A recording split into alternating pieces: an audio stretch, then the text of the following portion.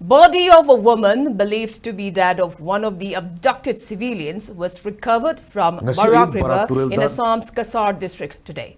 The body, believed to be that of 25-year-old Laishram Haitombi, who was abducted by Kuki militants from Jiribam district's Borobekra, was spotted by passerby this morning at Singapore Part Number 4 in Kasar district of Assam, which borders Jiribam district.